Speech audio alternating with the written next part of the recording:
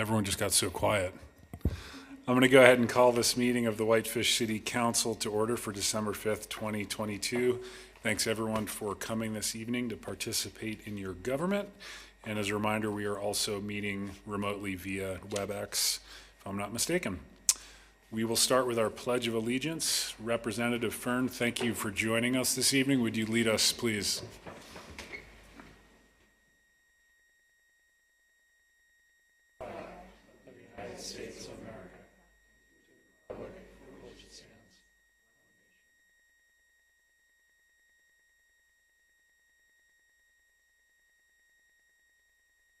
Thanks, Dave, and big congratulations on your victory last month.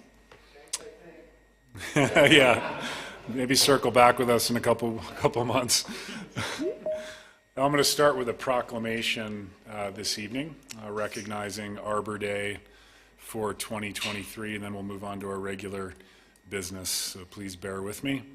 And again, the Arbor Day proclamation, whereas natural areas, trees, and landscapes provide community benefit and beautification, but also economic and environmental benefits. And whereas trees provide many benefits to the community, including air purification, windbreaks, noise reduction, shade, and energy savings. And whereas planting trees and maintaining older trees provides an opportunity for community interaction, volunteerism, economic development, and environmental conservation. And whereas our efforts to improve the environment benefit present and future generations, and whereas Arbor Day in Montana is officially the last Friday in April, be it therefore resolved, I, John Lolfeld, Mayor of Whitefish, do hereby proclaim Friday, April 28th, 2023 as Arbor Day and encourage citizens to participate in appropriate activities and to take advantage of the benefits of the parks and other natural areas in our community, of which there are certainly many. Thank you very much for listening. We'll move on to item 3 of our agenda, which is communications from the public. We do have one public hearing this evening regarding the Depot Park townhomes. If you're here to speak on that particular hearing, please wait until I call that. We'll just be a few minutes from now. Otherwise, anything you'd like to bring to the attention of the council now would be your opportunity. Dave. Your Honor. Thank you. Thank you, Mr. Mayor and Council. Thank you for your work. A 602-page agenda is very impressive, so congratulations, I think. I meant to come 2 weeks ago when you were going to have a discussion on some legislative goals and how to be best representative, but unfortunately I was a bit under the weather. I wanted to just quickly review a few of the priorities I have. And first I wanted to, since this can't be a two-way conversation, make it clear that if any of you would like to meet with me for a cup of coffee or something like that, I'm always available. So the session starts on the 2nd of January. A couple of things that I'm interested in is in respects to resort tax. I'm looking at a change in the threshold. There are a few communities in the state that might benefit from being classified or having the opportunity to be classified as a resort community.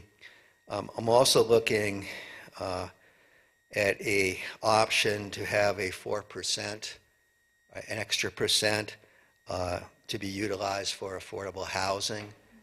Currently, most of the resort communities that still fall under the original population threshold can do a 4% on special projects. So that means that Whitefish can't, because we're currently, we're grandfathered in, but we're currently over the limit. Secondly, an issue you're going to deal with shortly, and an issue to great concern to all of us, is looking at workforce housing. A couple of things that I'm going to be looking into, and I've put titles for, or have the bills being developed now.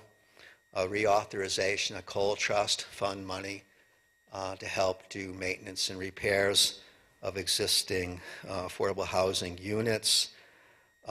Looking at the Montana Housing Fund and moving it from a revolving fund to a fund that can provide grants.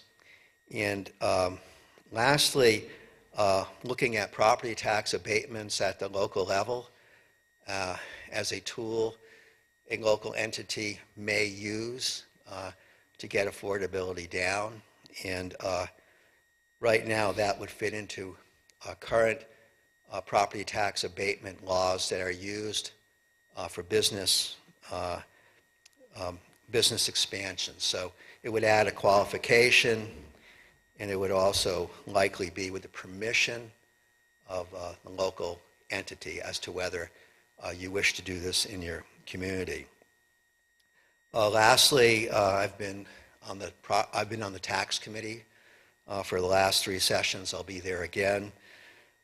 I'm happy to say that it looks like we'll be considering the lowering of the tax rate at various business and residential levels. I would hope that would have some positive effect on the impact of the appraisals, as we've experienced in the Flathead and especially in Whitefish, on the pressures of property tax increases for our residents where affordability is the issue. We'll also see a bill that will expand eligibility and threshold of the homeowners and renters elderly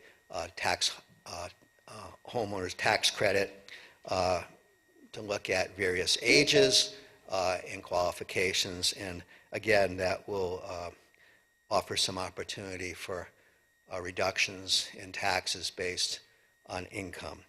So those are some of the things of interest to me. There are many others, but again, it's great to be here. Thank you for all your work, and if you'd like to get together and talk more in depth about some of these issues, I'm happy to meet with you, and then hopefully during the session I can either Zoom in or visit you, and then I want to invite you to come to Helena and see what goes on, and I'll introduce you, and it's the most interesting process certainly that I've been involved in, and I'm continue to be honored to be serving the people of Whitefish. It's a lot of work, and it's not always fun, but it's terrific to be there. So thank you very much. Thanks for your work. Thank you, Dave, very much. Good luck in Helena. I take it there's no order in getting up here. Not at all. I'm John Murray. I'm a resident of the Lakes Homeowners Association. I've been living in Whitefish about 8 years, and I'm here to represent them, the association that we have. We have some items on the agenda at the very end, some documents we furnished to you, petitions, and a cover letter, so I'll call your attention to that. I've been a member of the board of directors of the association for about 5 of those years, including president of the board the last year, ending in the summer. Missy, who's with me, is the current president of the association. During that 5-year period, the biggest complaint we got from the homeowners were the roads. And since the homeowners association is not responsible for the roads, there's nothing we could do, and we referenced them to the city.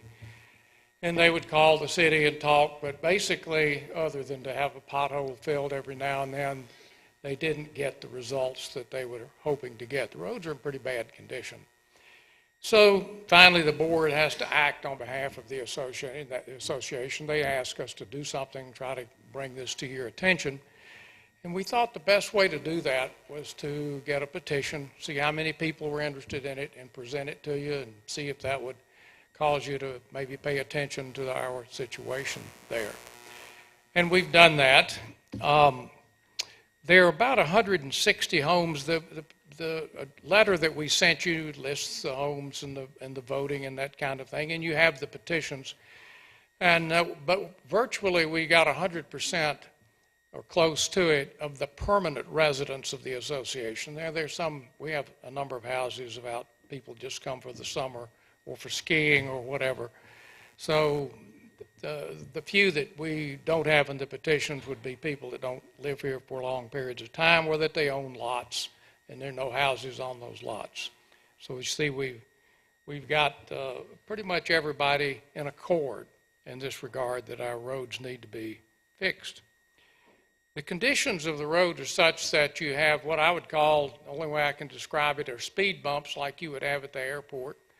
Basically, the ground swells up, pushes the asphalt up. It can damage your car. We've had people that at least tell us that they've had their cars damaged. We have depressions where the road will sink in and you'll have a dip, substantial dip in the road. And they can have small ones or large ones. We have manhole covers that are 4 or 5 inches higher than the road and some that are lower, but basically the ones that are higher are the problems. Next to my house, there's a bridge that's about 4 inches taller than the road, and they had to build a little ramp up to it, but the road really should come up to it. It shouldn't have to do that. We have fractures. We have the roads weren't built well, I think, in the beginning, and that's the problem. We've worked with Mr. Workman, who is here, I think, and he is very cooperative, and I would say you have an outstanding person working. He's driven the roads, he's been through the roads. He can attest to whatever he thinks their conditions are, and I would certainly ask you to rely on him in that regard. And he's helped us by getting us money, I guess, to repair the roads in 2 areas. And one of those areas, I think, is now complete.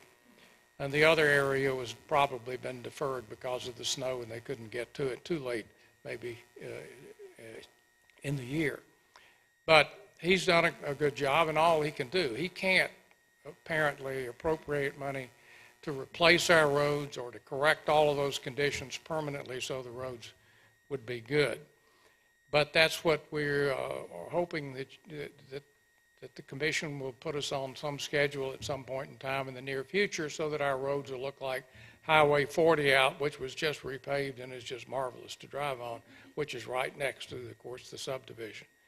We've had some bicycle accidents, and we've had some people say their cars were damaged. So that's why we're here, and we hope to get your help, and we would appreciate it if we can. Missy, she's got some pictures for you. She'll present to you. Any questions? Any questions for John?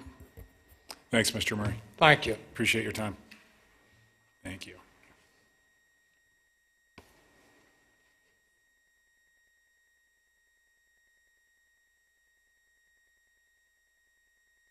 Further public comment this evening? Further public comment? Any volunteer board reports from the audience? John, should I see if anybody online wants to Sure. say anything? For those who are attending via Teams, if you'd like to address the council for anything that is not on the agenda under public hearings, please raise your hand and we will address you.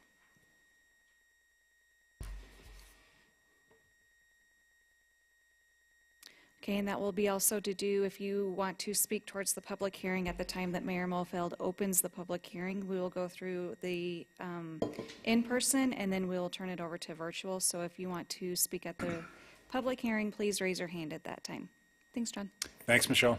Any volunteer board reports from the council? Not seeing any, we'll move on to our consent agenda. You have the minutes and the regular or the special meeting minutes from the November 21st meeting. Any changes or additions, or can I have a motion, please? Giuseppe. Yes, Mr. Mayor, I move to approve the consent agenda as drafted. Thank you. Is there a second to the motion?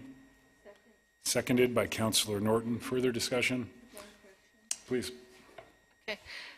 Michelle, it's under the special session minutes, and in there it says that Frank and I were not in attendance, but we were for, oh, that wasn't in, well, that's what I read. Okay, maybe, I think we were there.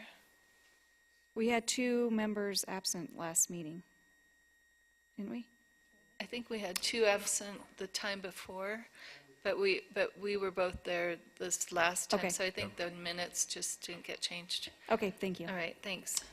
Thanks, Rebecca. All those in favor of the motion, please raise your hand. Those opposed, like sign, and the motion carries unanimously, which brings us on to item 7A of our agenda, which will be our own ordinance 22-17, approving the Depot Park Townhomes, formerly known as the Snow Lot, preliminary plat and planned unit development, to develop an 11-lot north of Railway Street, east of Columbia Avenue, and south of the railroad tracks, and this will be WPP 2206/WPUD 22-03 on a first reading. Wendy. All right, good evening. Good evening. So this project, formerly known as the Snow Lot, is an 11-lot subdivision. It's 22 townhouse sublots. 5 of the lots front on Railway Street, and 6 lots are located along the north property line.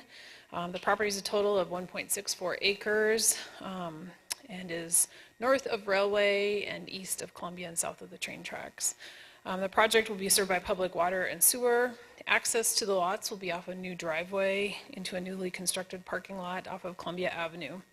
It will have a gated secondary emergency access connected to Railway Street. The applicant has requested 2 subdivision variances. One, to not construct a sidewalk along Columbia Avenue, and then to have more than 2 units accessing an easement. The applicant is also proposing a PUD overlay, so it's a residential PUD.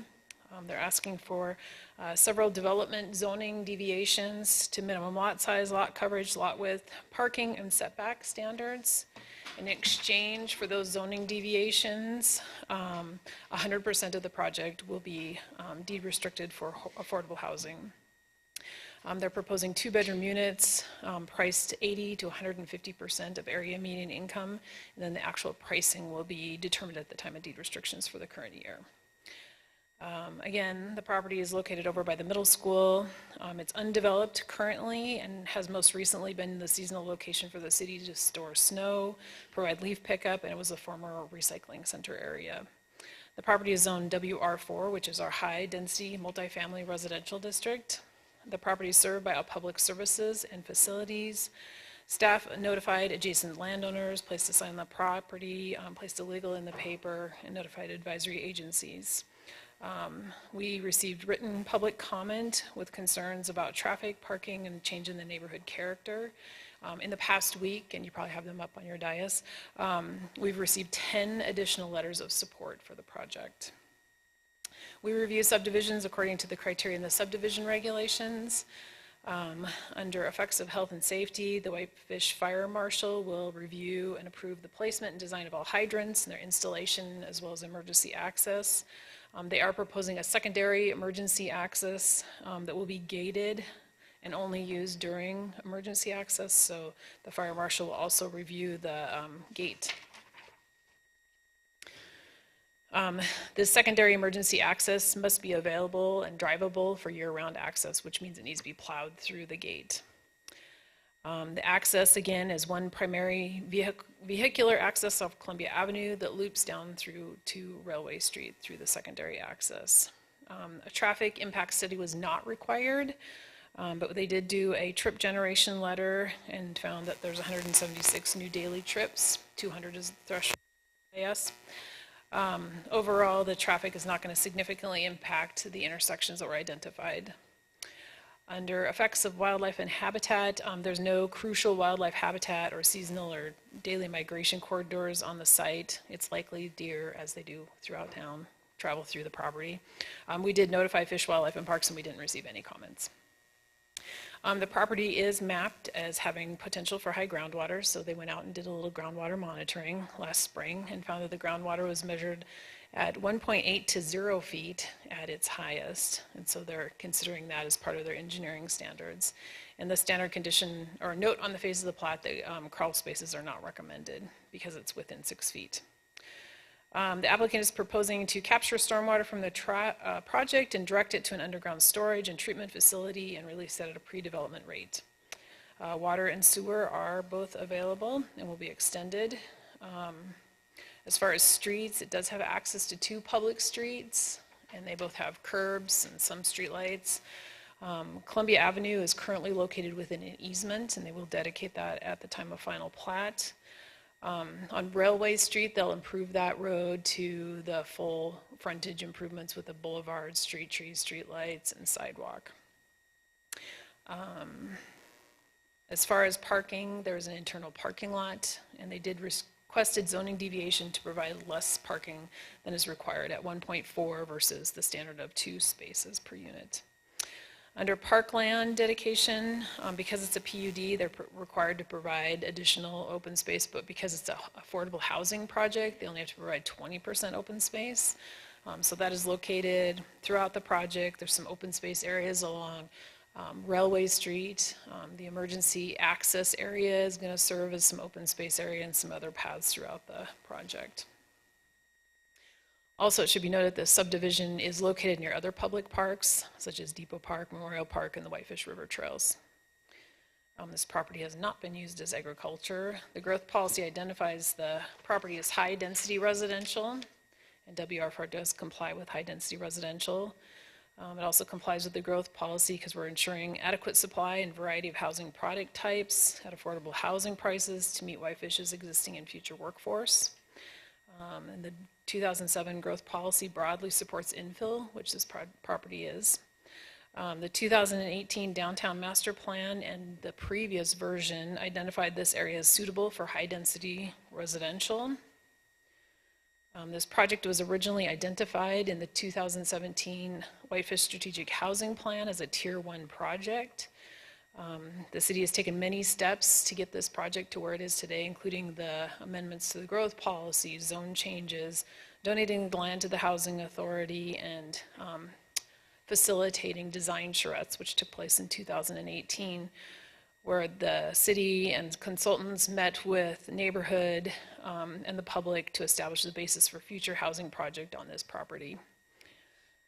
The project does comply with the subdivision regulations and the zoning regulations. As far as the planned unit development, again, for environmentally sensitive areas, this property does have high groundwater, and they're taking that into consideration during the engineering plans review. Again, there's minimal vegetation on site, so it's not identified as crucial habitat. Open space areas are located within the development, and then these folks in this project are well situated to take advantage of other public property and public parks in the neighborhood. Under the character and qualities of existing neighborhoods must be preserved and protected. This neighborhood is urban density, single family, detached homes. There's a little bit of multifamily in this neighborhood, along with the BNSF railroad tracks to the north and east of the site. The city and the housing authority have held several public meetings, including the design charrettes, to work with the community, design the project and the buildings. Because of this design charrette process that we went through and the high density, instead of having a high density multifamily structures, the single family attached product is being proposed to better fit within the neighborhood. Under street continuity, the project's not developing any new public streets. It does have access to 2 public streets, but will update the frontage on Railway, as described earlier, to complement the existing street system. There's not really a lot of opportunity to extend the city's street system, and the transportation plans doesn't have any street recommendations for this area. The city and the applicant did attempt to work with BNSF to get the secondary access to the east over to where Summers Avenue could extend, but were not successful with that, which is why the emergency access returns down to Railway Street. Under developing, the development must provide high-quality, attractive streetscapes. The applicant does intend to update the frontage improvements on Railway Street with sidewalks, boulevards, street trees to match the improvements in the neighborhood and throughout town. The development also is going to have a little neighborhood pocket park along Railway Street, which will add to the attractive landscaping along Railway. The proposed development must, to the greatest extent possible, provide pedestrian transit and bicycle facilities and encourage transportation alternatives. Again, this project has a series of trails and paths within it, and then it can hook to the larger sidewalk system, and is well situated to take advantage of the snow bus, which is just north of the library, the mountain climber, which also gets picked up north of the library, and the shared use trail system throughout town. The project is 100% 2-unit townhouses, and the drawings indicate the buildings are modest footprint and height to better integrate into the neighborhood. The south-facing units also maintain the same orientation as the residential blocks in the neighborhood to further complement the neighborhood, and classic detailing. These buildings will have to go to the Architectural Review Committee before they can get their building permit. Public Works reviewed the preliminary engineering plans and didn't see any major issues. Staff believes that the 100% deed restricted is large enough community benefit to grant the deviations to the zoning. And we do not find any issue with the subdivision variances that were being requested either. So the planning board held a public hearing on November 17th. The applicant spoke at the hearing along with 6 members of the public. 2 folks were in support of the project and 4 members voiced concerns with the change in neighborhood character, safety, traffic, parking, loss of open space, and the difficulties of living next to the railroad. The planning board did unanimously recommend approval of the request. Amended condition number 11 as noted in the report, subject to 18 conditions of approval, including number 11, that the emergency access will be built to the fire department standards with a suitable gate on both ends was the amendment to accommodate emergency access. That portion of Columbia Avenue that's within an easement will be dedicated at the time of final plat. The applicant must enter into deed restrictions for the units at the time of final plat. 100% are intended to be deed restricted, for folks making between 80 and 150% of area median income. And that is about it. Can I answer any questions for you? Thanks, Wendy. Any questions for Wendy on her staff report? Rebecca? Thanks, Wendy. Do we have any other developments that have such small lot sizes, or is this the smallest we've gone to? I would have to do some research. I couldn't say off the top of my head. I think the ones, I can't remember what the name of it is now. No. Jerry Dunker's project? Oh, yeah, those ones might be pretty small. And then the one down on JP Road, those attached multi-unit, they Okay. might be pretty small, but I couldn't say off the top of my head. And then I just wanted to clarify that the goal of selling these are to people that live in the area. 80% AMI would be $53,975 a year. They would make $25.95 per hour, and it's considered moderate income. And then we would go up to 150% of AMI, which is $51.96 an hour, $108,080 per year, and that's for a family. A family of 4. I don't have those numbers in front of me. I apologize. I just I calculated it from our housing thing. Yeah, so I just wanted the public to understand that these are for working people within the income range. And then 2 of them will be for ADA compliance as well. We could ask the applicant. I don't Okay. know the details on that. All right, that's all I have for now. Thank you. Giuseppe? Wendy, this is currently WR4. Correct.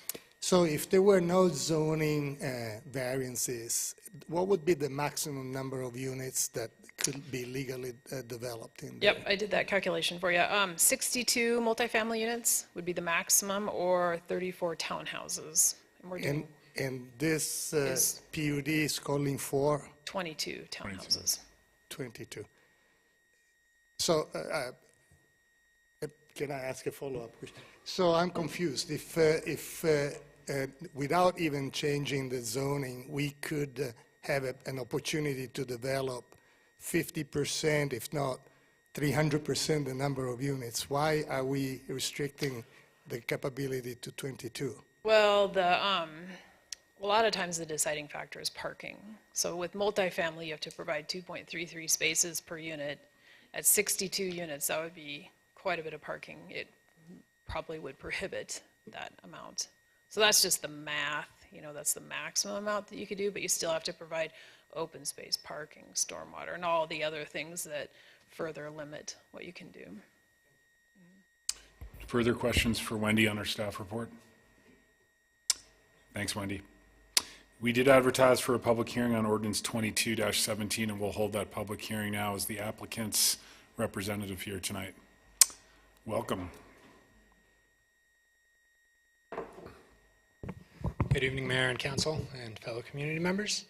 Ben Johnson, I'm the board chair of the Whitefish Housing Authority. I'm going to speak to this project a little bit before passing it off to to Whitefish Housing Authority's architect Jen and David, our owner's rep, who are equipped to to answer some questions as well.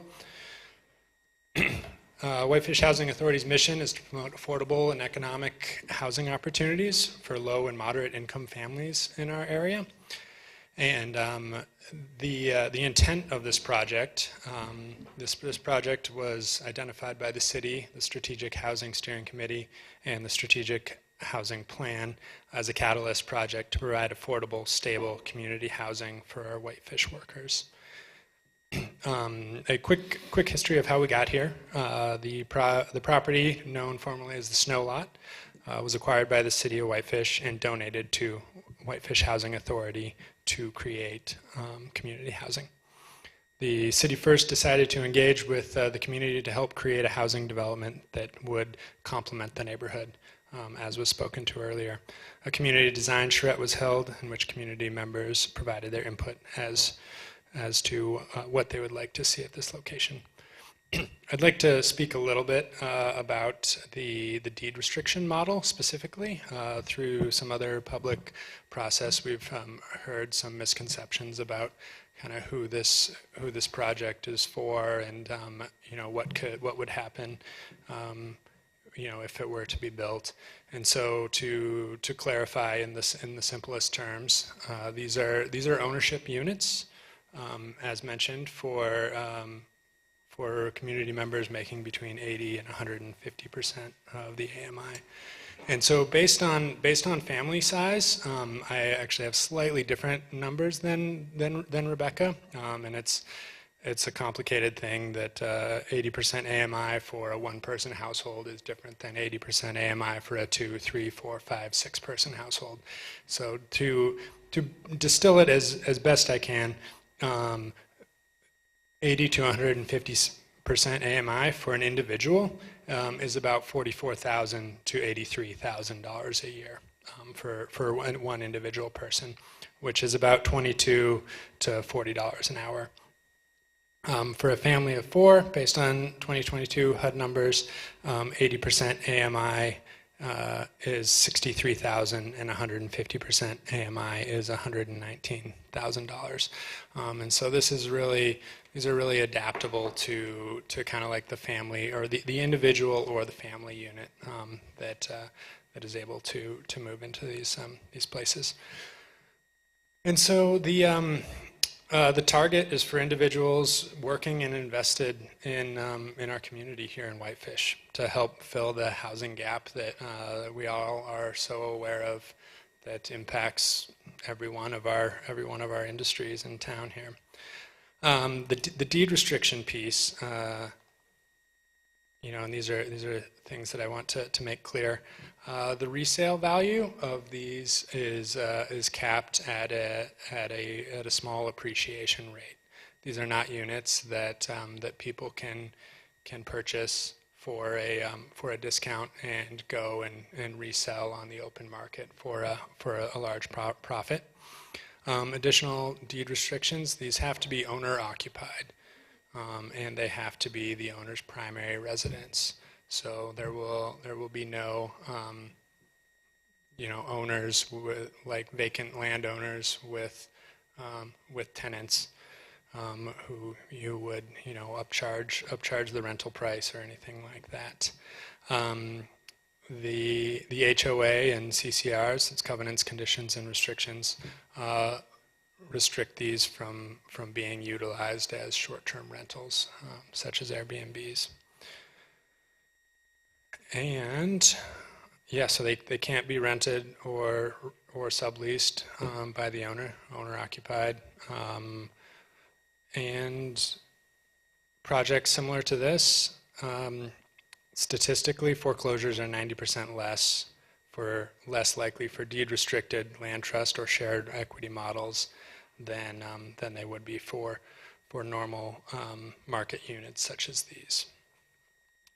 Going back to a question that Giuseppe asked a little while ago about the density and why they aren't more dense. Initially, when this project was first in the works. We looked at mixed use using apartments and townhomes with townhomes buffering the neighborhood from the higher density apartment.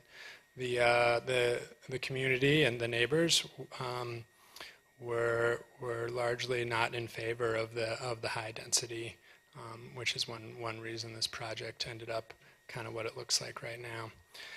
Additionally, looking from a cash flow standpoint, the cost to build both townhomes and apartments did not pencil at the time, and similarly to what was spoken earlier, a difficulty navigating with the parking and site plan to have more units.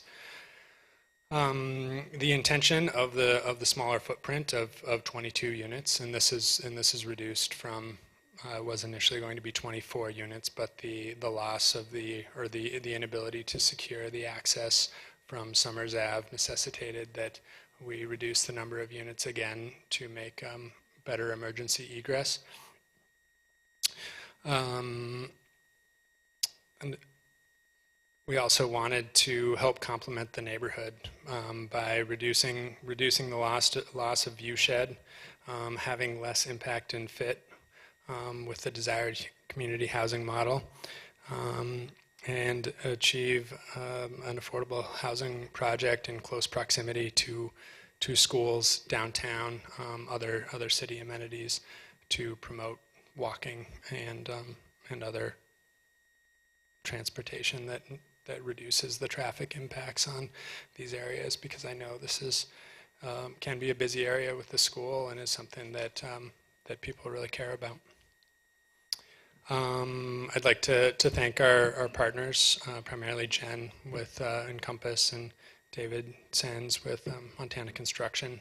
They will be presenting briefly as well and answering questions as well. Thank you, Ben. Appreciate it. Do you have any questions for me? Any questions for Ben? Yep. Steve. Hey, Ben, thanks.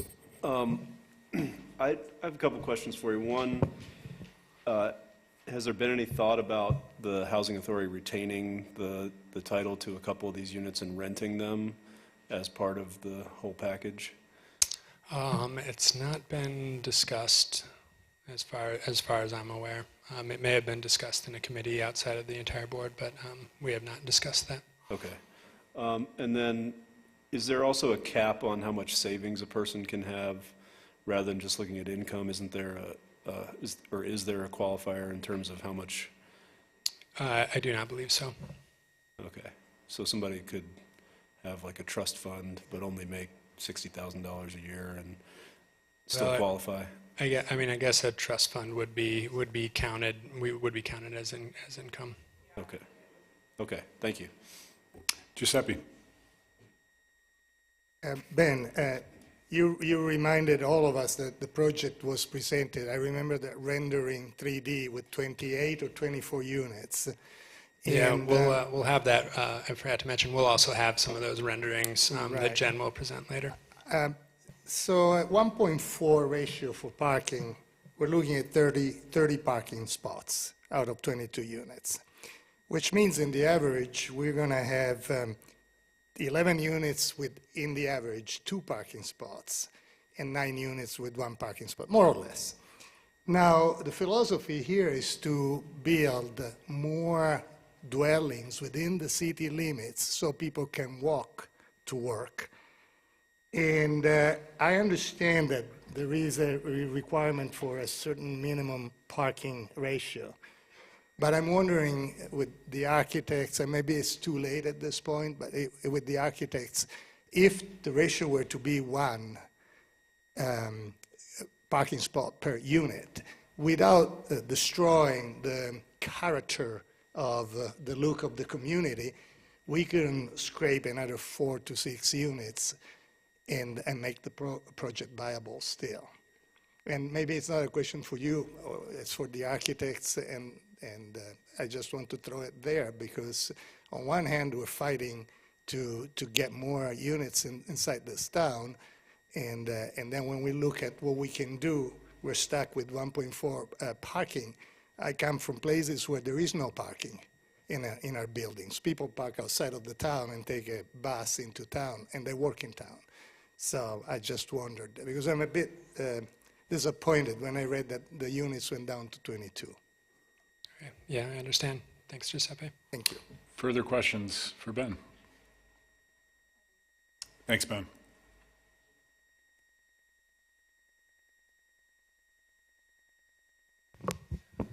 Mr. Mayor, council members, good evening. My name is David Sines. I'm a resident of Great Falls, Montana. I speak in favor of the project. I'm also the owner of Montana Construction Management, who has been hired by and working with Whitefish Housing Authority as their construction manager and representative for the Depot Park Townhomes project. With the opportunity to work throughout Montana, one of the common themes that we at MCM find is that there's a need for housing, and the city of Whitefish is not exempt from that need. In fact, much like other communities, the city faces the same struggle. Simply put, in the city of Whitefish, there's not enough housing for the demand that is needed for the resort destination community that it is. The Depot Park townhomes are not designed or intended to meet the needs of $1 million homeowner. Rather, it's purposely designed by ED&I architects, as you'll see, that meets the needs of the workforce housing class. Furthermore, the homes will also meet the objectives indicated in your very own adopted growth policy and downtown master plan. In fact, in compliance with these documents, this project serves as an infill project. It ensures that a variety of housing types are met, specifically high-density residential. It's sited close to schools and parks and community services. Specifically, it supports the need for those on limited incomes, such as workforce or senior citizens. And it's designed with specifically affordability in mind, and yet it has the same character as a market rate home. This project, if approved, provides a clear community benefit to the city of Whitefish by increasing the inventory of affordable housing. However, please don't confuse the term affordable housing to mean the same as low-income housing, which has a negative perception of or poorly constructed housing units that barely meet the building code and standards. That's the furthest thing from the truth in this case. The homes that are designed by ED&I, they meet and exceed the minimum building standards. They'll be built with high-quality workmanship. They will be 100% sold as deed-restricted affordable housing units between 80 and 150 AMI, and they will help to strengthen the community of Whitefish, both socially and economically. Thank you. Thank you, David. Anything further from the applicant? Good evening. I'm Jen Clary with Encompass, architect for the project. Everyone has said such great things. I don't want to waste any time, but I did want to say that we are going to present a few videos. We've done some short videos so that you can see a lot of the things that Wendy has said, to Ben, to David, that it proves what we're trying to accomplish, which is really listening to the neighborhood and making sure we created small homes that kept as much as we could the view shed. We have some view shed views in 3 dimensions so that you can see that, where we're actually standing on a neighbor's porch to be able to see through the project. And that's really the goal here, was to really make something that spoke to this neighborhood. So I could go on and on and on. I'm here for any questions that you might have, but I think it would be really good for you guys to look at the videos that we have. Thank you. Thanks, Sean.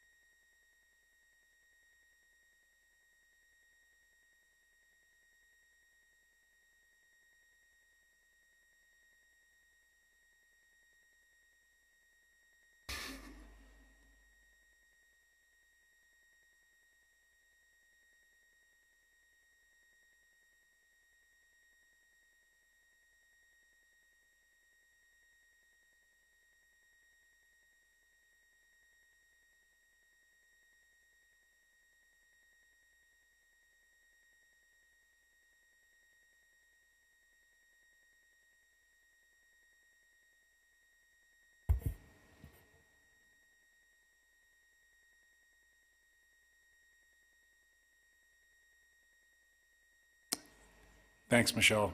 Thanks, Jen. I think Rebecca had a few questions for you. Jen, if you don't mind coming back up to the podium. Yep, thank you. When I went to the planning board meeting to sit in on the discussion, we had talked about how to place the trees so that they're not going to block the views of the existing neighborhood. So I'm going to ask about a condition for that. Okay. And then the other thing I was wondering about is, one of the neighborhood members said that there's specialty trains that hover nearby with, all night long, they have a low rumbly noise and fumes. And is there any way to build this to protect the people that are living there from that, or is it too prohibitive?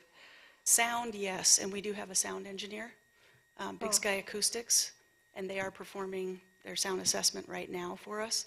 We do anticipate that, especially the homes that are along the railroad side, that we will be increasing the thickness of our windows and likely having to beef up our walls. Sometimes there's an isolation clip that gets attached before the drywall gets attached, and that does allow that sound to mitigate. We've actually used this exact thing where we're very close to a highway in Bend, Oregon, and you cannot hear a thing with these windows. It's amazing. So that's likely what we'll have to do. Yeah, it might be good to look at doing that for all of them, because we hear the trains all over town, you know, and Understood. and the last thing I was wondering is about snow storage. I was looking at the roof lines, and where will the snow be stored? Is there any location on the site for that? As far as the parking goes and being able, that's why we have just basically an open lot, and we do have 2 electrical transformers, unfortunately, that we did have to create there for little islands. So we will be removing the snow, and we'll be putting it along the sides of that path that we have to keep open with that grasscrete. So that's the intent, is that we can push it kind of in that open space during times like right now. Okay, all right, thank you. Further questions for Jen? Thank you, Jen. Any public testimony this evening on this item? Any public comments? Please. In Axome 811 Railway. I live on Railway. I live here in this neighborhood. So this is going to completely destroy our entire view shed. Nobody in our neighborhood is in favor of this project. It's actually in the railroad yard, that's why there's no houses there on either side of I talked about this a couple weeks ago. Do any of you live in the neighborhood? Anyone? Anyone?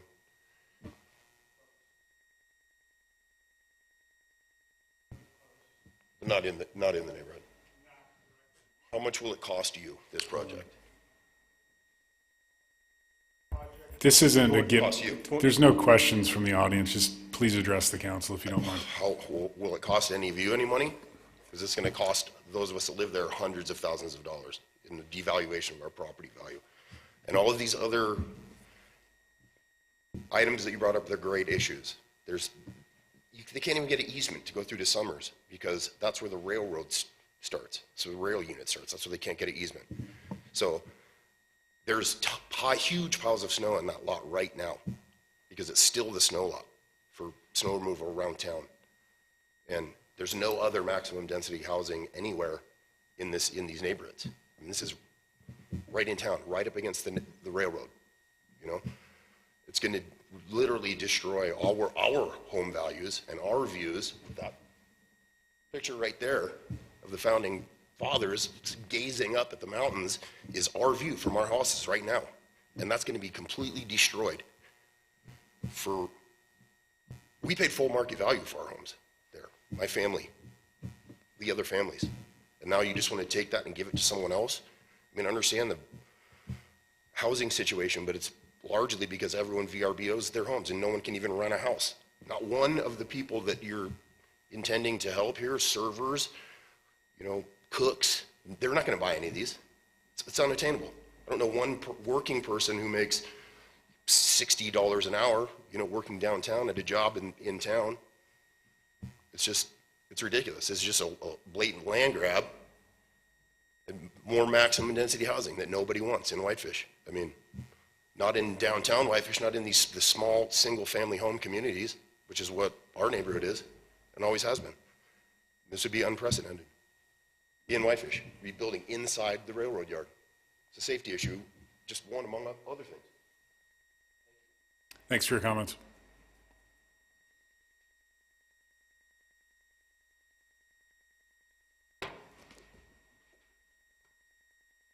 So, my name is Britt Cooper.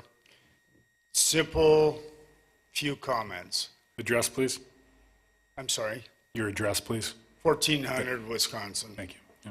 So, Whitefish has been struggling for a long time with affordable housing. This project, in my mind, somewhat meets the criteria. I think we've made mistakes in the last 5-6 years by not allowing some projects. Am I in favor of this project? No. And I love Giuseppe, but contrary to what Giuseppe said, my issue would be it's not the density, because I would not like to see 40, 50, 60 units on this lot. It is in a good proximity. I feel bad for the gentleman that just spoke because my view won't be impacted. I don't know how much his view of the mountain will be impacted. Excuse me. But my big concern is guidelines are 2.2. These are two bedroom, two bath units. Okay? 1.4 parking spaces for 2 bedrooms, 2 baths. Is there off-street parking? Because with 2 bedrooms, 2 baths, you're going to have 2 cars at each unit. That's 24 cars. They're allocating 14 parking spaces. Well, that's right in downtown. Where are these other cars going to park? Yeah, there will be some of these that just have 1 car, but I think more than 50% will have 2 cars. These aren't 1-bedroom units. I think it's a good project, and I think it needs to be seriously considered. It does address what the city has been trying to do for quite some time. It's in the right direction. Parking, I think, should be a concern. Putting 40 units, 50 units on that site doesn't work. That's my 2 cents. Sorry, Giuseppe. Thanks, Britton. Just to correct something you did say, it's 32 parking spaces for 22 units. 32. 1.4 spaces per unit, so 22 times 1.4. Sure, just wanted to correct. That actually changes. Correct the record. Just, Oh, no, I appreciate okay. it. Thanks, Brett. Hi, Sir. my name is Travis, and I spend my free time on the Realtor.com app, driving around town, dreaming of owning a home. I am right on the fairway of your requirements, and I'm on the waiting list, and am salivating at the prospect of being a homeowner. And I just wanted to push back on the previous gentleman's comment that nobody would buy this, because I don't care if I'm on the tracks, I'll take it. So I support it. Thanks for your comments. Rhonda. Good evening, Rhonda Fitzgerald, Upper Avenue. So I am a member of the Strategic Housing Committee, which you appointed me to. And I have been involved in this process since we first put together the needs assessment. I think I've attended every meeting. And when the first housing strategy was developed, this was one of the priority Tier 1 projects.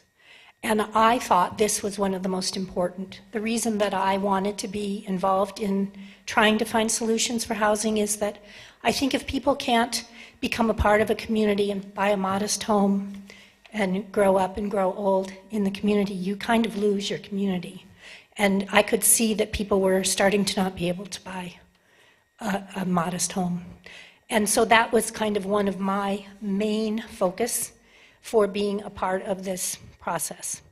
And so when the snow lot was identified as a Tier 1, that was where I put my focus, and I was on that work group. and attended all of the charrettes, the open houses and everything. And I will tell you that the neighborhood was very involved in the process. It's been a really long process. And people, once they get their concerns satisfied, they don't keep showing up at meetings, and they're not here. But the community, the neighborhood was involved. They participated. They went to the charrette, they went to the open houses. There was an open house which had all different roof lines and all different building materials and all different fenestration window treatments. They participated, they voted, and the architects and Homeward were very receptive, and this thing gradually followed that course and satisfied most people's needs.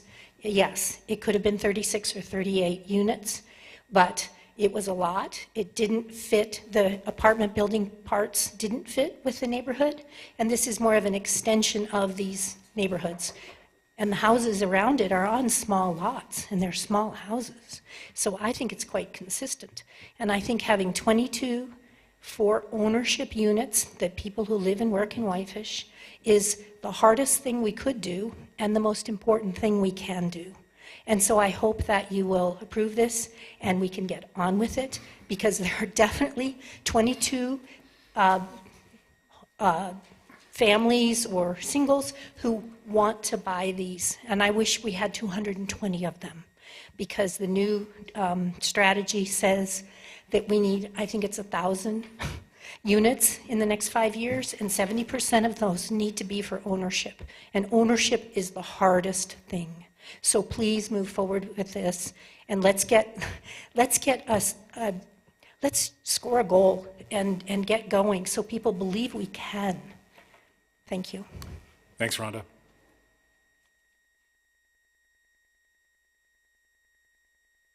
Hi, my name is Lindsay Gardner, and I live on East 2nd Street in Whitefish, near the trains. They're not that bad. I was fortunate enough to have a realtor dad and brother who lived in Colorado when I first moved to Whitefish 20 years ago. They instantly fell in love with this magical place and community through my eyes and suggested I buy a home as soon as possible.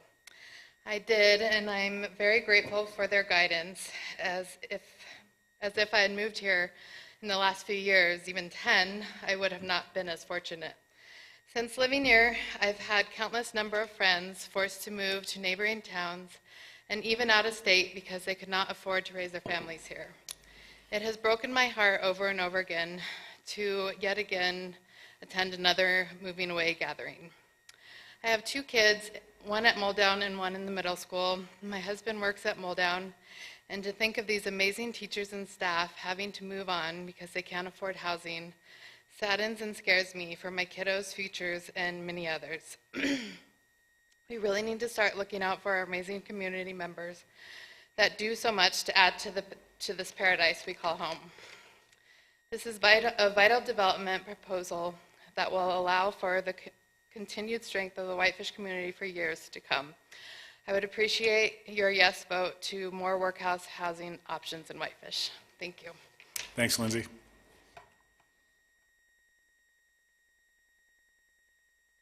Council members, Mayor, it's good to see you tonight. Thanks for being here. My name is Kate Berry. I live at 1489 2nd Street here in Whitefish, just up the street. I walk my dogs through this neighborhood all the time. I'm here to speak in favor of the Depot Park townhomes and urge you to support their approval of the PUD for the aforementioned property. I know that you guys already have a lot of skin in the game on this project, so as much as I want to think that a yay vote is a shoo-in, you never know. More wild things have happened, so I'm here to add my voice in hopes that it helps to ensure a yes vote. When we talk about affordable, attainable community housing in our community, it's easy to get lost in the numbers game. We talk about the number of parking spaces and how many more cars will be on the road, profit margins for development, blah, blah, blah, blah, blah. Tonight I want to remind you that there are real humans on the other end of this. Thank you for being here. As some of you might know, I'm the proud owner of one of the homes that is under the Housing Authority's Deed Restricted Homes program. I want to remind you of the impact it makes when you prioritize workforce housing for people who live and work and play in this community. This is going to sound like a really strong statement, but affordable housing has the power to transform people's lives. When I moved back home to Whitefish after living in Oregon for a while, I hustled in the service industry for about a decade, scraping by, making sure all the people in Whitefish had sushi to eat. The whole time it was my dream to someday become a therapist, and school wasn't in the cards for me while I was scraping by, working in the service industry. It was ultimately affordable housing and living in a home where I gave less than 30% of my income to housing that made it possible for me to go back to school, and why I get to be a therapist and live my dream and take care of the mental health needs of some folks in our community. And mental health does play into this as well. Like, I hate to play that card, but when people are living under scarcity, survival mode, worrying about whether they can keep a home under their head, over their head, or whether they're working 2 jobs just to get by, they don't get to have time to take care of themselves. Being able to have an affordable home gave me more time with my family. It improved my mental health, and you know, I can say with so much certainty that when there's money in the bank for people, they spend money back in the community. So it all gets reinvested in where we live. I want so many people. I wish we could have more than 22 homes for people to afford to buy in this community, but I think this is a good start. Like Rhonda said, it's a solid win. We've got to get going on here at some point in time. Our community is better when the people who live here and work here and play here get to put down roots here. So thank you guys for your time, for everything that you do. I hope this can be a yay vote on this. Thanks, Kate.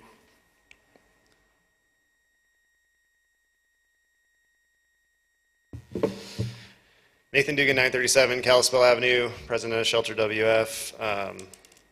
So I spoke on this agenda item at the planning board meeting on November 17th, and I want to reiterate that my organization, Shelter WF, it's on the pin, is fully in support of this project and any other 100% affordable housing proposal that comes forward for that matter. This is the hardest part of the market to serve, especially the ownership market, as Rhonda had mentioned. And it's required that we take advantage of these opportunities that don't come around very often, quite frankly. I'm asking you to vote yes on this proposal, and I'm confident that you will. So how hard is it for a typical person to buy a home in Whitefish in 2022 when compared to 2000, let's say? I'm sure that's a time frame that a lot of people in this room, maybe Lindsay included, can relate to. Let's look first at mortgage interest rates. The good news, if you can call it that, is that not much has changed. Mortgage interest rates in 2000 were around 8%, and today they're in the high 6 to 7% range. So we can put them on level footing there. But let's turn our focus to home prices. Who can afford to buy a home in Whitefish in 2022 on the open market? I think we all kind of innately know the answer, but this context is important. Montana is a non-disclosure state, so tracking down sales prices from 2000 is a pretty tricky task. The best data I could find was looking at historical listing prices on homes, and those were pretty hard to find too, to be honest. But in 2000, I found a home that was listed at that time for $85,900. So adjusted for inflation, that would cost about $150,000 today. However, that home recently sold for about $699,000 within the last year or two. So let's take it a step further. Let's just make the assumption that that $85,000 house was priced significantly below the market for some reason. Let's double it. Let's say the average home price in Whitefish in 2000 was $172,000 at that time, or $298,000 today. Now, I haven't been watching it super closely for this long, but I'd say it's been at least 5 years since homes sold in the open market, anywhere close to $300,000 in Whitefish. The 22 homes provided by this development will be priced probably around that inflation-adjusted figure, depending on the income of the people buying them, making it possible for a few people today to have the same homeownership opportunities that many did in this town 20 years ago. I want to be clear that I'm not saying that it's ever been easy for anyone to buy a house in this town. People still worked hard to save money for a down payment, pay the mortgage on that $85,000 house in 2000. But what frustrates me is to hear people who were able to take advantage of a reasonably priced home market here in Whitefish, due strictly to the year of their birth, come to this podium in an attempt to prevent people, very much like they were 20 years ago, from having the same opportunity to lay down roots and build community here. And we haven't had much of that tonight. There was some of that at the planning board meeting on this proposal, and obviously you guys know that we've all sat through a lot of that sort of testimony on different various projects that come through here every once in a while. So I think this is something that requires us all to do a little bit of introspection. If we care about a younger generation being able to create and continue the strong community that has existed here for a very long time, then we have no choice but to accept more homes to be built in our neighborhoods, especially when they're deed restricted and affordable. I'm one of the lucky millennials that owns a home here, but much of my generation and the generation below me doesn't have that opportunity. And if we don't start to change our belief systems around housing in this town, the Whitefish community that so many people have worked so hard to build and maintain, people like all of you, people like Rhonda, it'll cease to exist. Thank you for approving this small step in the direction of maintaining Whitefish's vibrant community in the long term. Thanks, Nathan. Hi, I'm Mallory Phillips. I live at 937 Kalispell Avenue, and I'm a co-founder of Shelter WF.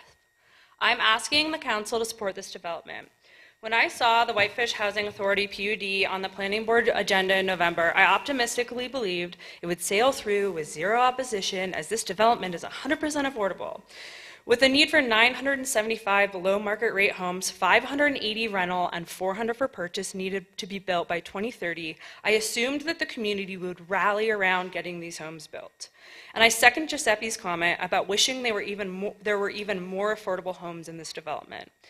It is in a prime location that allows folks to walk to schools, grocery stores, snow bus stops, and more. Why wouldn't the entire community applaud the Housing Authority for creating housing that is affordable and aligned with keeping Whitefish an economically diverse town? And although at the planning board meeting, there were only a few folks who came out against this development, it was pretty eye-opening who chose to speak out against the development and those who were missing from the conversation. My perspective growing up in Whitefish was that we had a strong community. My mom, Velvet, who once was on the city council, instilled in me to be kind, welcoming, empathetic, and supportive of our neighbors. She taught me the background in which folks come from, whether it be economic, racial, cultural, where we come from, etc., that they are no less or more deserving than us to live in this beautiful place. This was the worldview I looked at Whitefish through. But since I've moved back and gotten involved in housing, I continue to be shocked at the longtime community members who come out against housing that is needed. Whitefish no longer felt like a welcoming community that I grew up in. In its place are both newcomers and longtime locals who selfishly hoard their views, their neighborhoods, etc., and believe no one else should have access to Whitefish. We care about affordable housing, but just not here. We care about housing, but what about the character of the neighborhood? I could go on and on with the phrases that are spoken over and over again at these city council and planning board meetings about housing. It is a strange phenomenon baked into our culture that seems to be as American as apple pie. Love thy neighbor, but just not them and just not here. Over and over again, I am disheartened by the Whitefish that I've seen in recent years. Now is the time that Whitefish's true character will shine through.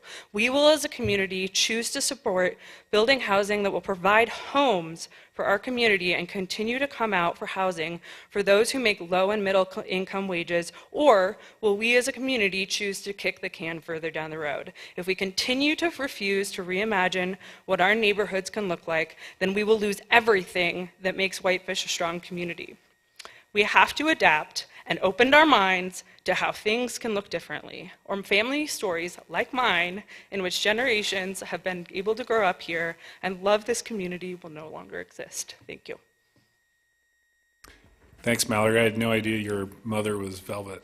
I sat on council with her, and I sat on council with her in 2006 with Andy. I didn't cry, so you must not be the first. Okay. Further public testimony from the audience tonight. How about online, Michelle? For those of you who are attending via Teams, if you'd like to address the council, please raise your hand at this time.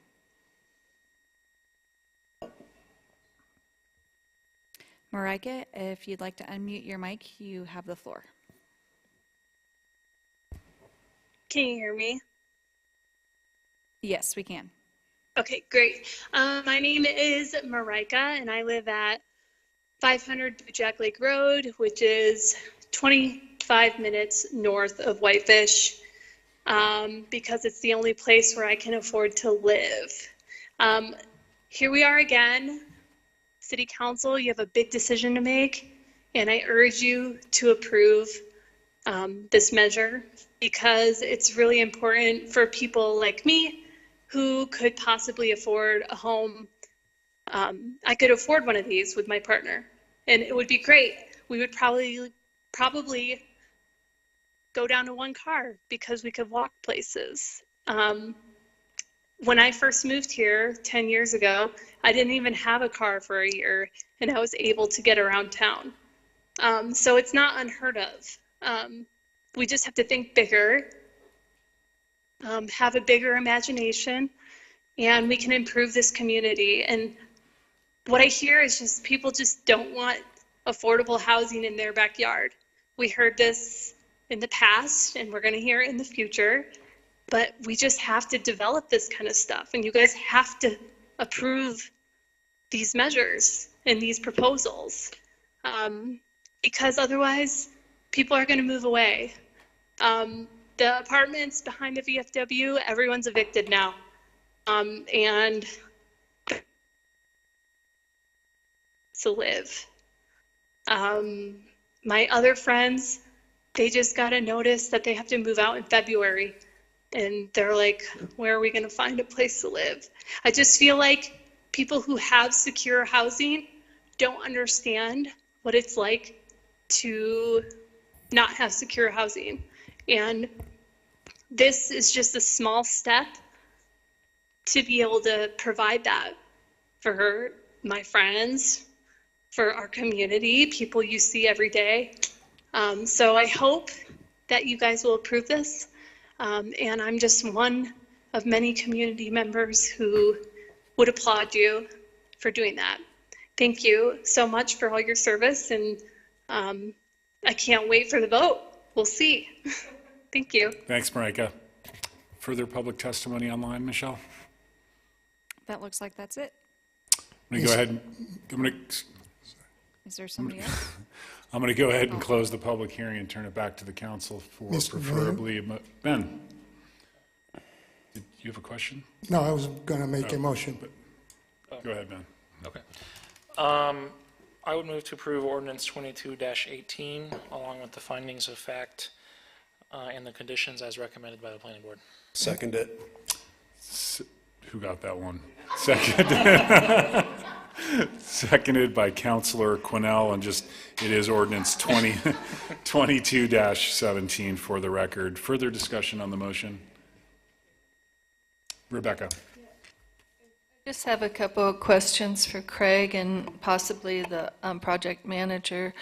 I hadn't seen the drainage plan before on anything that we've done, but it looked like it's such high groundwater that we're going to have storage containers underneath the ground.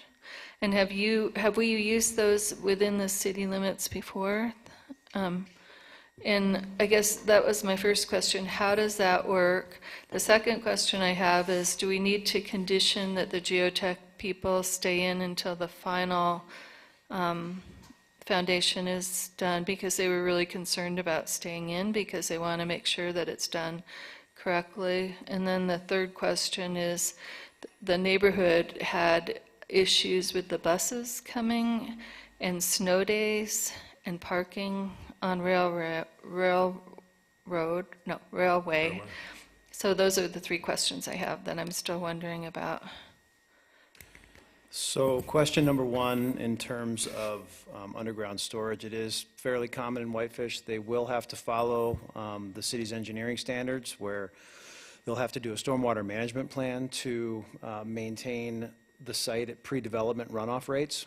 So there will be considerable storage of groundwater, or excuse me, of stormwater in order to make this project work. They obviously, you know, as we talk about with all of these projects, haven't gone through the detailed engineering for that. We do have enough geotechnical work completed and reviewed to demonstrate that we believe we can, you know, approve this project in the future, but of course it's all dependent on the final engineering plans, which will have to come in with the building permit.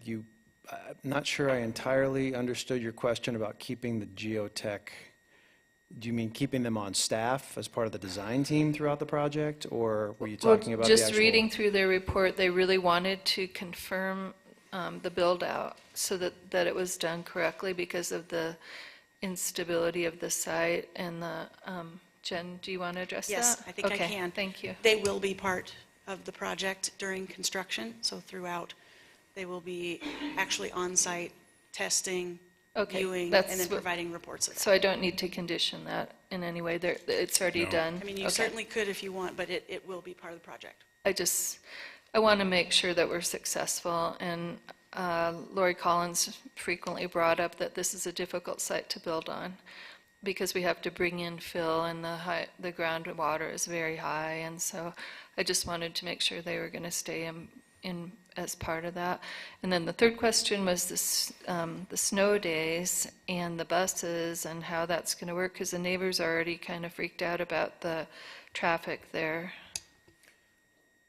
Yeah, so this project, I mean, as we've talked about, it has the parking required by code. In fact, I believe there's a few extra spaces beyond what our code requires for parking, so I don't anticipate off-street parking on this project. Of course, as people have additional guests over, there could occasionally be, that doesn't often coincide with that morning drop-off or afternoon pickup.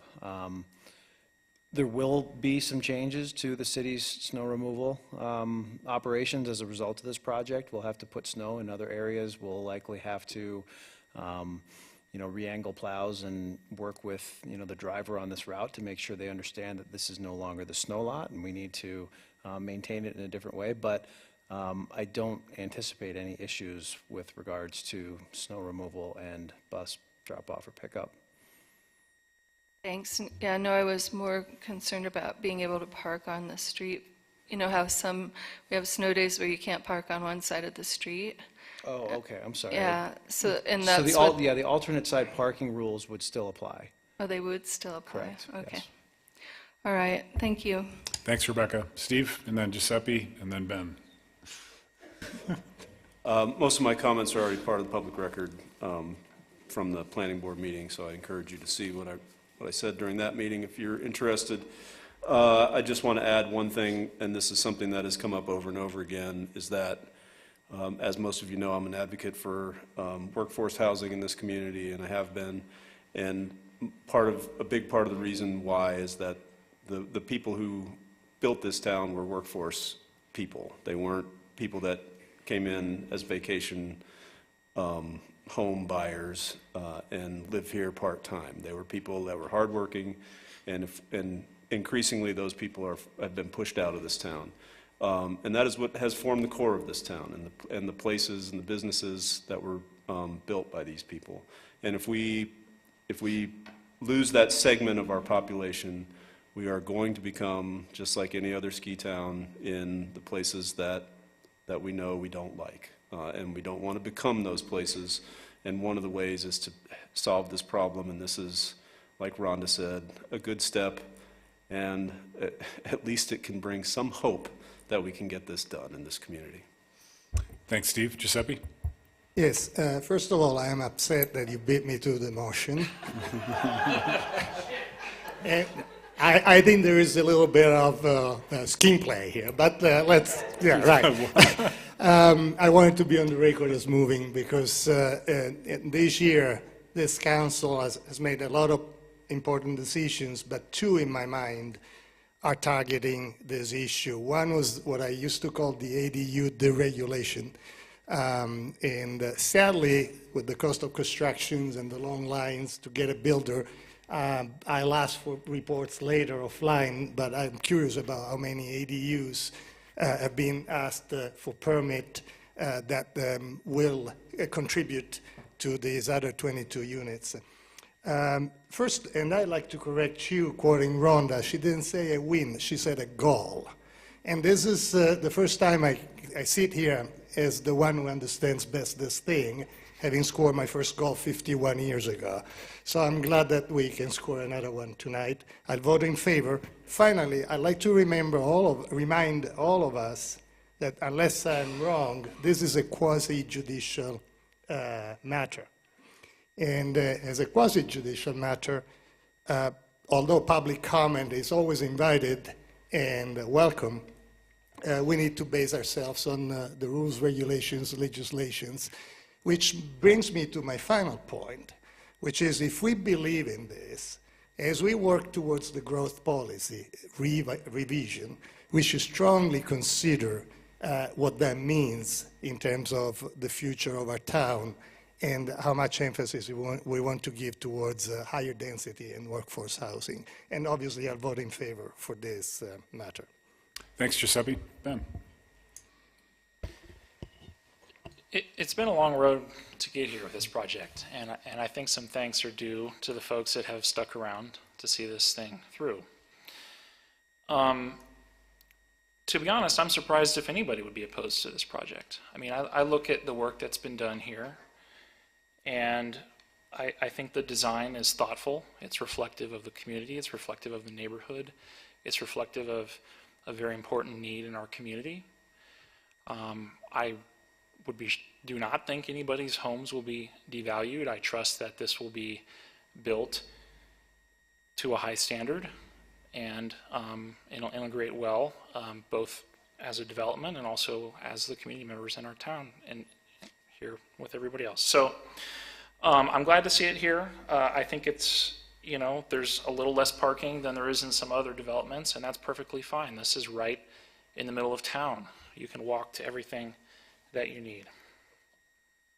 So again, I'm glad it's here. I'm also glad my fellow council members seem to be very supportive of this. To the Whitefish Housing Authority, I think you've made it this far. Congratulations. And you've got a lot more work to do. We have a significant community investment, in this project, and I trust that this will be seen through to its successful outcome. We have a significant need right now, and this type of housing product is something that is unable to be produced by the private sector, generally speaking. It's only 22 units, and we need hundreds. But that's 22 families that get to continue to grow in our community that otherwise wouldn't. And we owe it to them to do that. And we owe it to them to continue to push forward on this and on other opportunities to do similar things. So I'm looking forward to approving this project. I'm looking forward to seeing it completed, and I appreciate everybody's work that has gone into this. So thank you. Thanks, Ben. Rebecca? Okay, I'd still like to add 2 conditions if I could get a second. One would be condition number 19, and it would be trees placed on railway will be placed at the apex of the home to not block the view of the mountains from the south. And the reason why I'm suggesting... Let's see if we get a second Okay. First. Is there a second to the friendly amendment, which I believe would be added condition number 18, Rebecca? Oh, 18, not 19. Is there a second? Can I speak to why? Not seeing a second, the motion does fail. Okay, the reason why I was going to do that was because I didn't want to block the views of the neighbors to the south. And so I'm on the tree committee, so I will take care of this. And then the second one was I wanted to put that soundproofing and vibration mitigation will be incorporated into all units. Is there a second to that friendly amendment to condition number 18? And that motion does fail as well for lack of a second, which brings us back to our original motion for approval. Okay, and then I just wanted to say one more thing, Sure. which is 2 people that are not here tonight, I don't think, that worked their hearts out to get this done are Lori Collins and Addie Tesla Brown. And I really wanted to thank them for all their hard work. They weren't developers when they did this, and it was sometimes pretty hard to watch it because they were forced to learn very quickly how to become developers, and we're here because of them. And we really I in particular really appreciate their hard work to get us here. We do have a precedent near the elementary school where townhomes have been built that were fairly dense next to neighborhoods.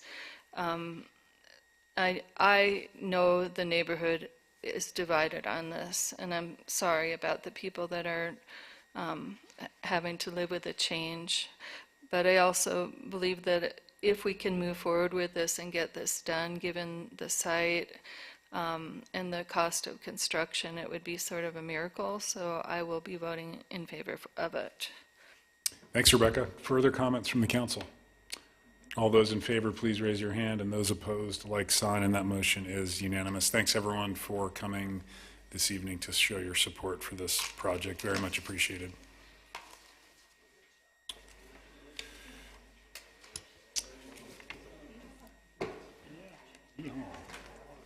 I want one. I know. I'm like, I want one, yeah. Just kidding. They're really nice, though. What a cool place to live. I mean,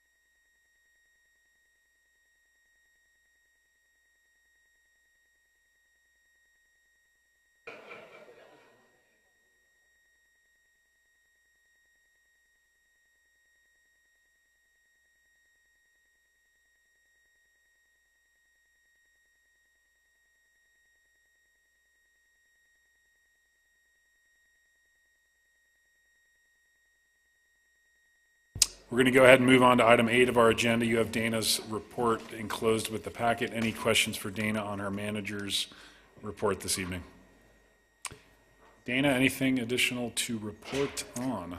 I will just let you know that I have reached out to the lodge at Whitefish Lake to see if we can get a room for the retreat. I have not heard back from them yet, but we're looking in January, so I'm hoping I'll be able to bring some dates for you at the next December 19th meeting, which, as a reminder, will be a very limited agenda, just items that have rolled over from this meeting, basically your consent agenda and a manager's report. I'll probably see Brian Averill Thursday at our Whitefish Lake Institute meeting. We'll ask him to circle back with you. I'll reach out again to the sales department as well, because I'm Okay. sure they'll love hearing from Brian first. But, Probably. But I'll try one more time. But yeah, if you want to talk to him as well, that would be helpful. Okay, thanks, Thank Dana. you. Anything additional? Nope. Okay. You have item 8C in the packet, consideration to award the contract for the 2023 Montana Legislative Session Lobbying Services. Dana. My staff report is in your packet on page 376. As you know, at our last meeting, you adopted legislative priorities for the city for this upcoming Montana legislature. With a desire to hire a lobbyist that works well with the Montana Leagues of Cities and Towns and other municipalities, I had reached out to the league and spoke with Kelly Lynch, the executive director, for recommendations. And while she did recommend S.K. Rossi of Central House Strategies, who is the current lobbyist for Missoula and Bozeman, they actually recommended that we work and search for a different lobbyist to increase the participation of municipalities in Helena. And so she recommended us working with Robin Turner. She's an attorney, advocate, a policy expert, and she has submitted a proposal along with her resume that I included with my report. After discussing our adopted budget of around $20,000, she was able to work with me on the budget a little bit in more detail, where she felt a contract up to $23,000 would be adequate for the session. So the additional $3,000 that is over our budget will be able to be absorbed within the general fund budget for this year, with savings in other areas. If we do want bills drafted or additional work outside of the typical working with the League of Cities and Towns, prep in December for the session, and advocating on behalf of the city for our priorities, then there would be additional charges, and we can look at doing that as well. But in general, she seems like a great person to work with, ready to get started, and comes highly recommended by S.K. Rossi, who is a well-known lobbyist for municipalities in Montana. So with that, staff respectfully recommends that the City Council award the 2023 Montana Legislative Session Lobbyist Contract to Turner Strategies and authorize the city manager to negotiate and execute said contract in an amount not to exceed $23,000. Before I take a motion, just a quick comment or question, Dana. Can you please relay on to Robin that, I think my fellow councilors would agree with me that we're certainly willing to travel to Helena when hearings are announced to speak on these important issues, the ones in particular that Dave brought up tonight.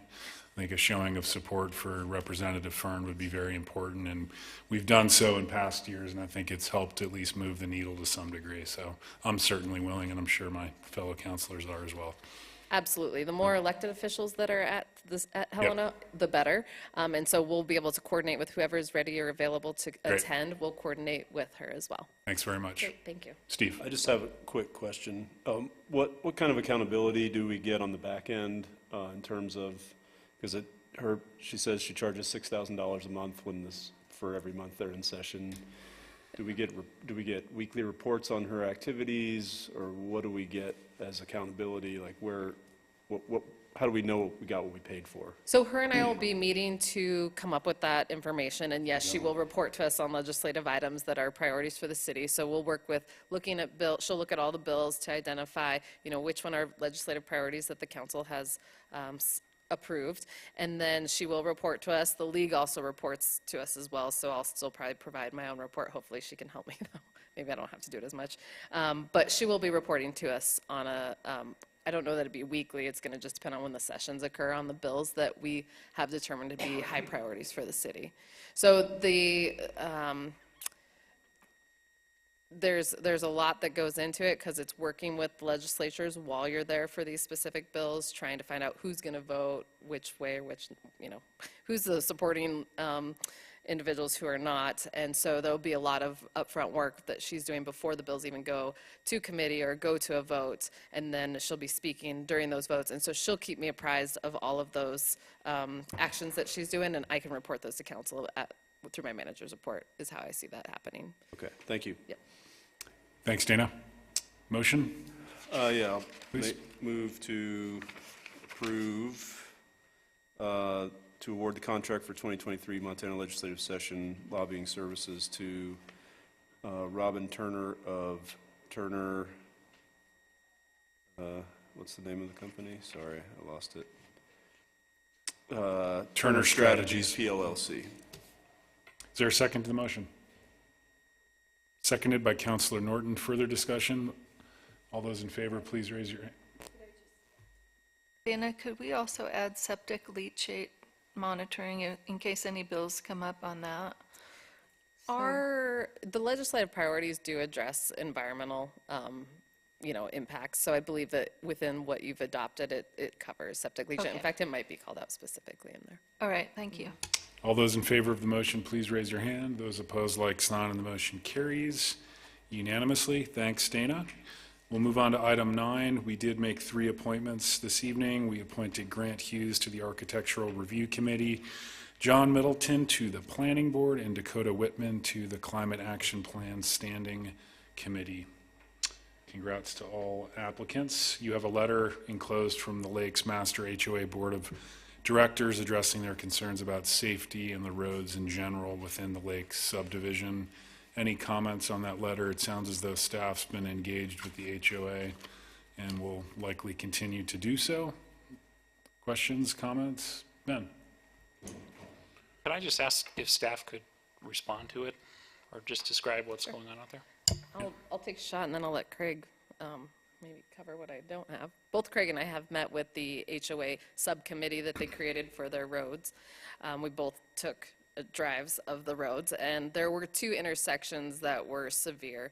Both of those intersections, one is complete and one will be completed in the spring since snow came early, and we weren't unable to get that done, but you had budgeted $100,000 to improve those areas, as well as some other minor work.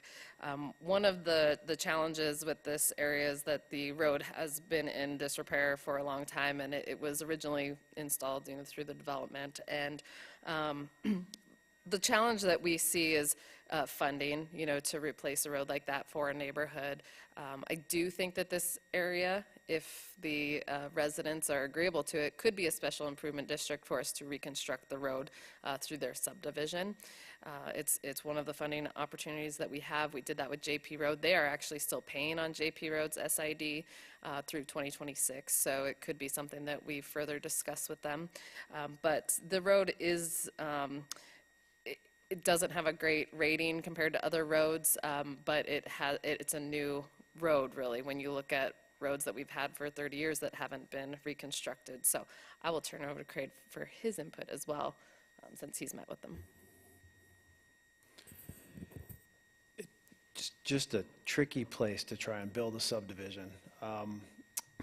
And, so the Lakes is a series of several different subdivisions that I believe began the platting process in the late 90s. And from what I understand, it came through several different iterations through council and was denied on a couple of different circumstances and finally made its way through.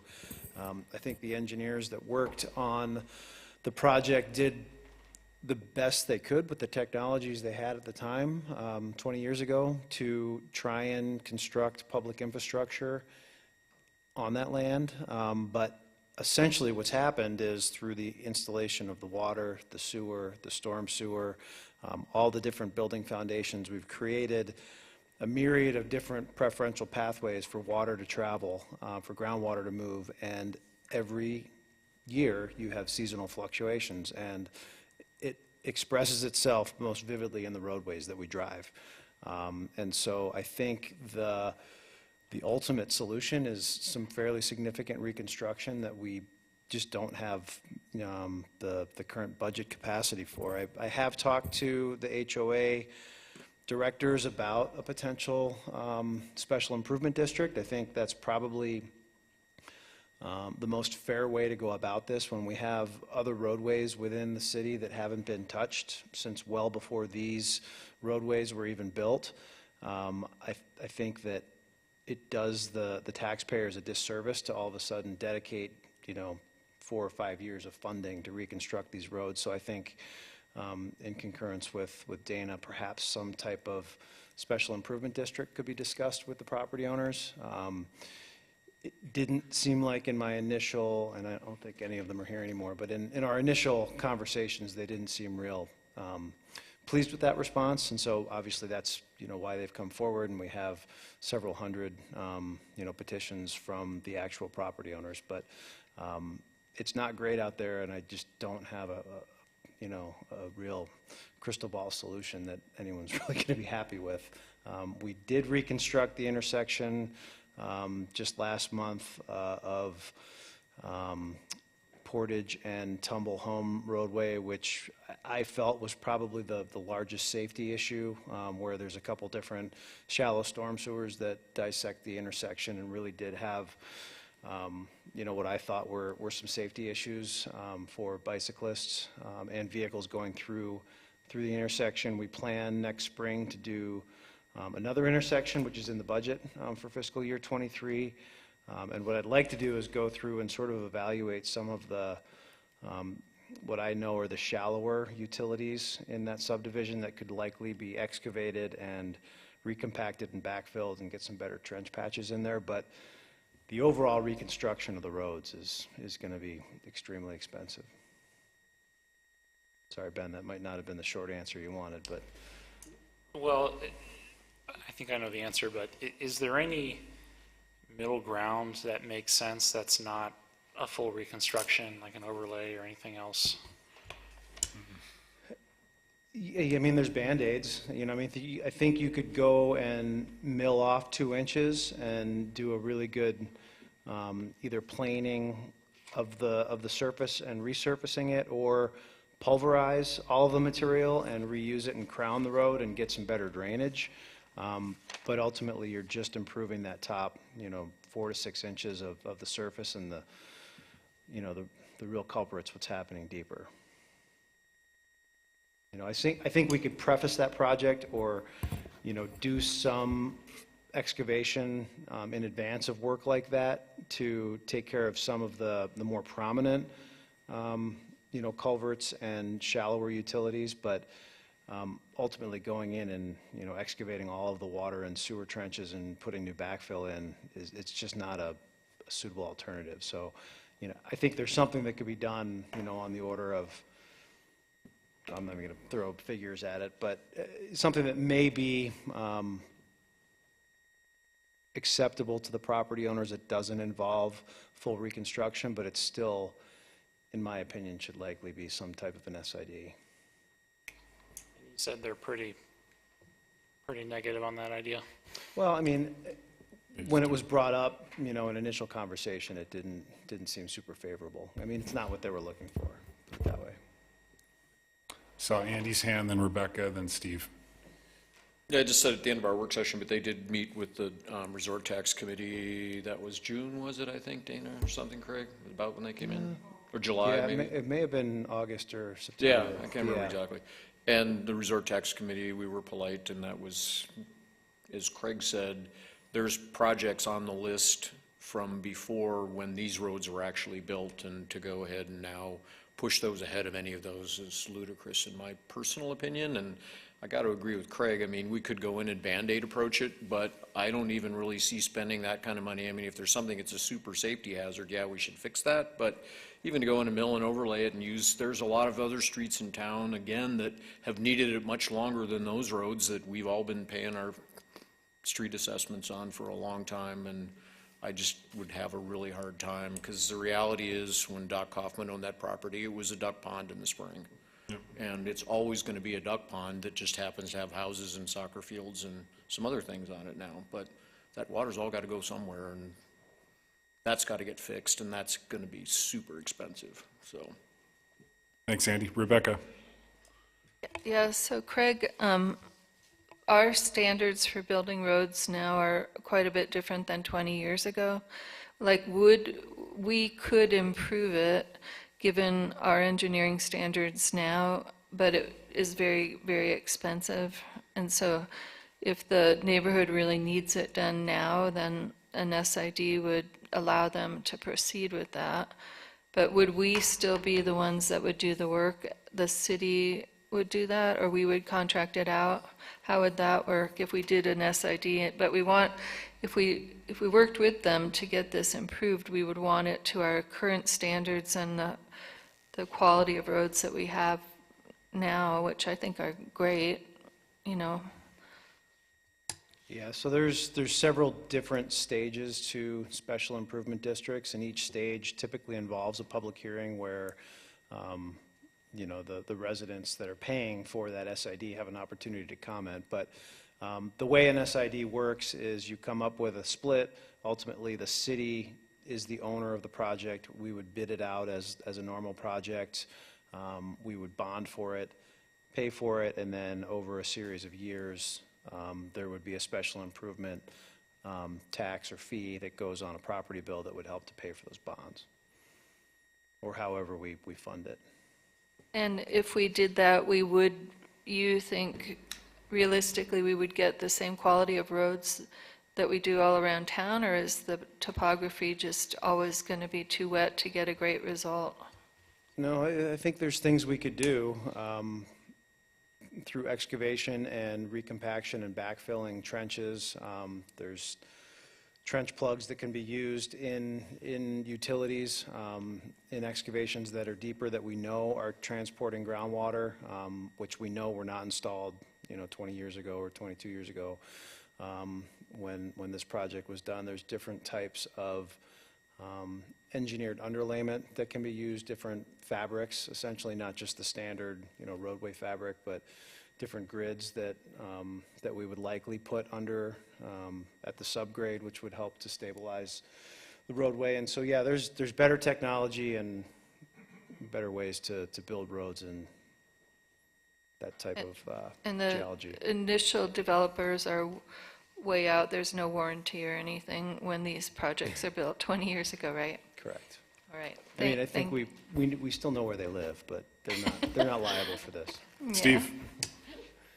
Yeah, I just want to kind of expand on what Andy was saying. I mean, it puts us in a really difficult position because the developers built the roads probably as quickly and cheaply as they possibly could, and they turned them over to the city without having been built to a certain standard, and then we are the ones who are asked to pay for it, not us in particular, but the whole city. And so, you know, I think that from my perspective, the message to the homeowners out there should be, if you want it fixed to where it's going to be fixed, then you're going to have to pay for it, because we can't expect the whole city to pay for the roads that have only been there for 20 years. So that's just my take on it. Further comments on this item? Not seeing any, we'll start with Steve tonight. Any comments before we close out the meeting? Sure. I just want to give a shout out to the Glacier Nordic Club for getting the golf course open with minimal coverage, but still good enough. And just a reminder to please follow the rules out there. The ski trails are not for walking or walking your dog. They are for skiing only. And please follow the dog guidelines if you are with your dog up on the trails up on Big Mountain, because there are rules up there as well. Thanks, Steve. Andy? Only one comment. We left one person out to thank for all their hard work on the Snow Lot project, and that's Katie Williams. Right. Katie carried the torch hard and long for this project. I mean, probably about as much as anybody, and has been the prime advocate for it. And she's off having a really good time this weekend, so it's okay she's not here, but I just really want to acknowledge her. So thanks for doing that. Giuseppe? I just wanted to throw on the table the Under the Big Sky Festival, which is going to be 7.5 months from now. I know it seems far, far away, and I was not around here when last year happened, so I have no idea if council or the city staff has any jurisdiction or any capability to input or to prepare. I'm not saying we need to discuss it tonight. I wanted for us to remind ourselves about this. And if there are ways to, we talked in the work session about impact fees, if there is a way to estimate the impact that such an important event, although outside of city limits, causes to our city, and figure out a way to do a fair distribution of revenue or distribution of contribution, so to speak. So we have some time, and I would like to put it out there for maybe a work session or a discussion, if we have jurisdiction. Dana, do you want to touch on that real briefly? Because we have, Giuseppe, in the past, worked with Flathead County in particular to help mitigate some of the impacts to the city. So the city has no jurisdiction over the events, but they have been really good about including our police department and fire department in the incident action planning portion of it. We were able to give a lot of feedback to them regarding, the garbage issues that showed up when all the 17,000 people rolled into Whitefish, and they have been generally helpful in that area. We did end up putting, I believe we put out the garbage cans, and I think they were willing to help support that cost. They do pay for any firefighters or the ambulance that we have on site there. That is paid for. They actually contract with us, so we use volunteers or individuals that are on staff that want to work some of that time.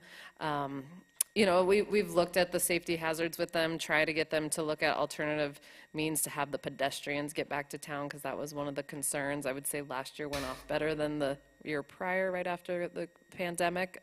But I imagine that they'll be meeting with us, come the new year. Mm-hmm. Thanks, Giuseppe. Is that all tonight? Okay. Rebecca? Just two things. One, I wanted to thank Chris Schustrom and I think it's called Whitefish Shines, for putting up our Christmas decorations again. It's quite a lot of work on his behalf, and they're just beautiful. And then the other thing is, if people have extra money and they want to help us with affordable housing, we do have a way to contribute to a fund through Housing Whitefish, through the Whitefish Community Foundation, and it's a legal way to accept money. We're going to try to identify specific projects so that people, if they want to help fundraise for that purpose, there's a way to donate to that fund, and then the Whitefish Community Foundation helps us fund housing projects. And so I just am putting that out there because sometimes at the end of the year people do taxable donations, and we have that in place now. So thank you, everybody, and that's all I have. Thanks, Rebecca. And Ben.